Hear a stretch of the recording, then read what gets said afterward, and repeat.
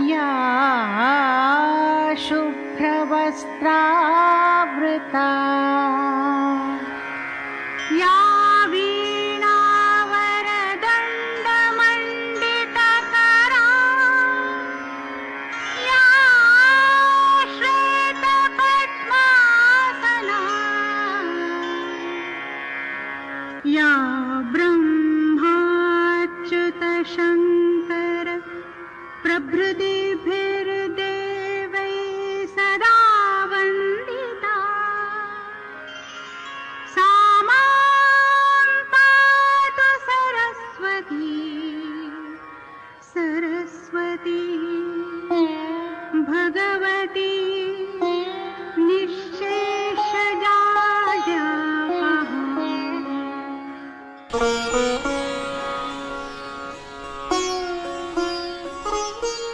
2009 সালের ফেব্রুয়ারি মাস, সরস্বতী পুজোর সকাল। ফরিদাবাদের অশোকা এনক্লেভের কয়েকজন বাঙালির মাথায় এলো একটা সাহিত্য গোষ্ঠী শুরু করার ইচ্ছে। প্রথম আলোচনায় উপস্থিত হলেন 7 জন বাঙালি: ব্রিগেডিয়ার বসন্ত কুমার মুখার্জি, ভবতোষ সিনহা রায়, অশোক কুমার বোস, শৈলেন্দু রায় চট্টোপাধ্যায়, সঞ্জীব কুমার চৌধুরী, দীপক মুখোপাধ্যায় ও দেবদত্ত ভট্টাচার্য। গোষ্ঠীর মূল উদ্দেশ্য ঠিক করা হলো বটতলা তৈরি করা। সোজা বাংলায় এর মানে সাহিত্য নিয়ে আড্ডা। তার স্বতঃস্ফূর্ততা থাকবে, আনন্দময় পরিবেশ সৃষ্টি হবে, তবে অনুশাসনের একটা আলগা বাঁধনও থাকবে। সেই বাঁধন হলো প্রতি বাসরের একটি সুর থাকবে। অবশ্য সদস্যদের পুরোপুরি ছাড়ও দেয়া হলো সুরের বাইরে কল্পনার পাখায় ভেসে যাওয়ার।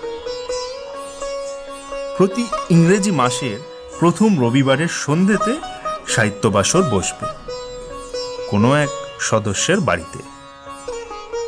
শুরু হলো বটতলা সাহিত্য বাসরের পথ চলা।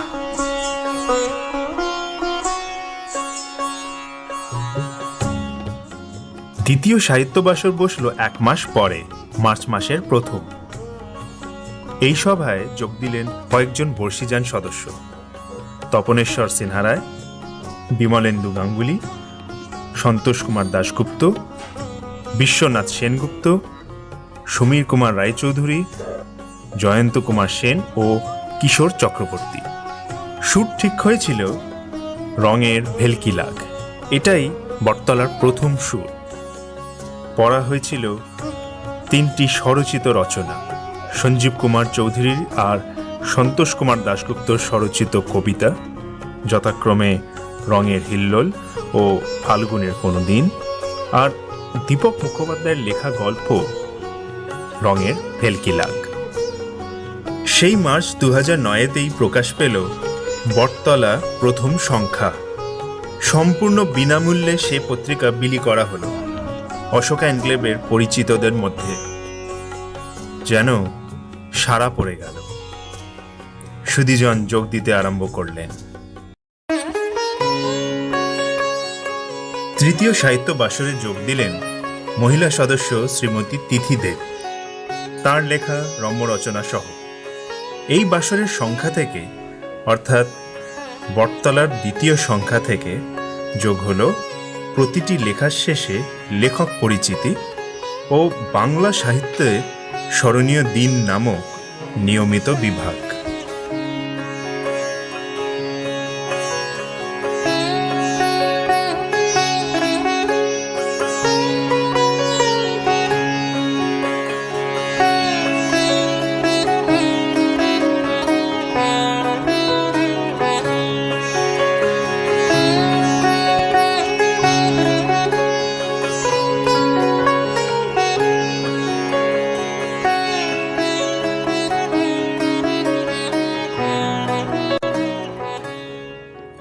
এইভাবেই চলতে থাকলো বটতলা।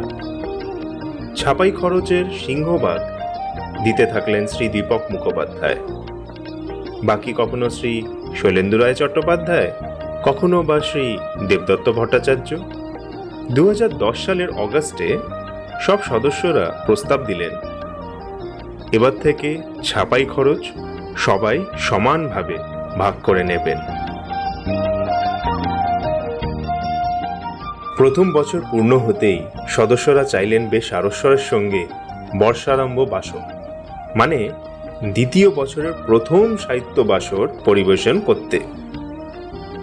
মুক্ত হাতে সাহায্যের হাত বাড়িয়ে দিলেন অনেকেই। প্রথম সেই বর্ষারম্ভ বাসর অনুষ্ঠিত হল খোলা আকাশের নিচে উমা বাটিকার প্রাঙ্গণে। শ্রীমতী নন্দা সেন রচনা করলেন ও সুর দিলেন বটতলার জন্মদিনের গান। সে গান আজও প্রতিটি বর্ষারম্ভ বাসরে গেয়ে থাকা হয়।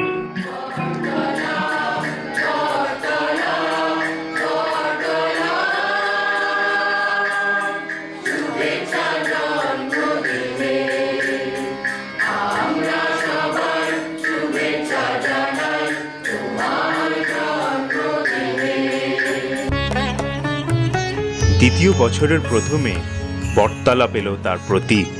পরিকল্পনা ছিল দীপক মুখোপাধ্যায়, রূপায়ণ করলেন অন্বেষ্ঠা দাস। এই সময় থেকে অন্বেষ্ঠা প্রতি বাসরের সুরের ভাব বটতলার সেই সংখ্যার প্রচ্ছদে ফুটিয়ে তুলতেও থাকল। পরের 3 বছর উমা বাটিকার প্রাঙ্গণেই বসেছিল বর্ষারম্ভ বাসর। মাঘ 1420 সনের ষষ্ঠ বর্ষারম্ভ বাসর থেকে সদস্য শ্রী দীপক ঘোষ স্থানীয় ইউরোকিড স্কুলের প্রেক্ষাগৃহ সম্পূর্ণ বিনামূল্যে ব্যবস্থা করে দিলেন। আজ পর্যন্ত সব বর্ষারম্ভ বাসর অনুষ্ঠিত হয়েছে এই প্রেক্ষাগৃহেই।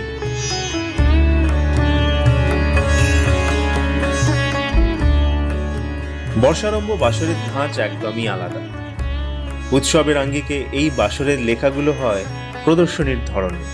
শ্রুতি নাটক, কবিগান, কথা গান, নাচের সমাহারে আলেখ্য, এই রকম। আর থাকে সাহিত্য বিষয়ক বিতর্ক প্রতিযোগিতা এবং বটতলা পড়েছ কি নামের ধাঁধা প্রতিযোগিতা। হাসি, গান, নাচে ভরে ওঠে এই বর্ষারম্ভ বাসর। বিতর্ক ও ধাঁধা প্রতিযোগীদের পুরস্কার দেওয়া হয়। সবার জন্য ব্যবস্থা থাকে জলযোগী। সদস্যদের কাছ থেকে নতুন নতুন ধারণায়, নতুন নতুন আগ্রহে বিভিন্ন নিয়মিত বিভাগ দেখা দিতে লাগলো বিভিন্ন সময়।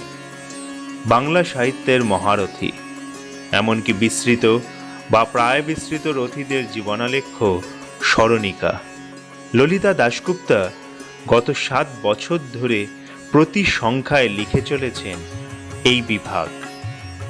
পুরানো সেই দিনের কথা বিষয়ক বিমলানন্দ, বিমলেন্দু গাঙ্গুলির এই স্মৃতিচারণ আজও অবিচ্ছিন্ন গতি।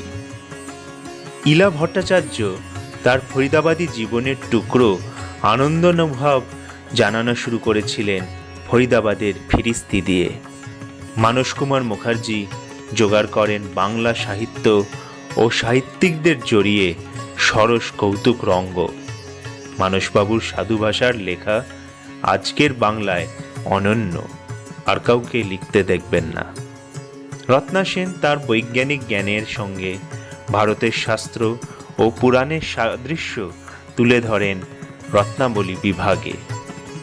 এছাড়া সদস্য ও পাঠকদের সঙ্গে যোগাযোগের জন্য বিভিন্ন সময় এলো চিঠি লেখার বিভাগ সমীপেশু।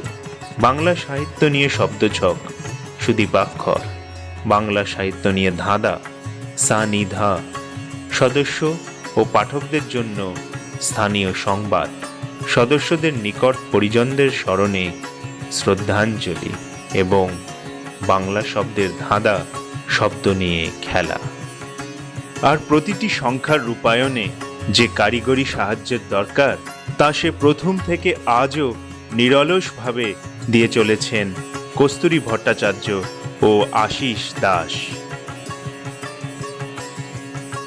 99 বাসর পার করে বটতলা এখন অনেক অভিজ্ঞ। এর পাতায় সদস্যদের বা তাদের আমন্ত্রিত অতিথিদের স্বরচিত সাহিত্যই ছাপানো হয়। যখন সেই সাহিত্য রচনা বাসরে পড়ে শোনানো হয়। এই স্বরচিত সাহিত্যের মধ্যে থাকে কবিতা, গল্প, রম্য রচনা, প্রবন্ধ, ভ্রমণ কাহিনী, ধারাবাহিক উপন্যাস, অন্য ভাষার সাহিত্যের অনুবাদ সমৃদ্ধ হয় বর্ষীয়ান সদস্যদের স্মৃতিচারণে। তবে তীব্র রাজনৈতিক মতাদর্শ, বিতর্কমূলক বিষয় বা তথাকথিত প্রাপ্তবয়স্ক বিষয় অবলম্বনের সাহিত্য সযত্নে পরিহার করা হয়। বটতলা আনন্দময় পরিবেশ সৃষ্টির স্থান, শুরুর এই আদর্শকে অপরিবর্তিত রেখে।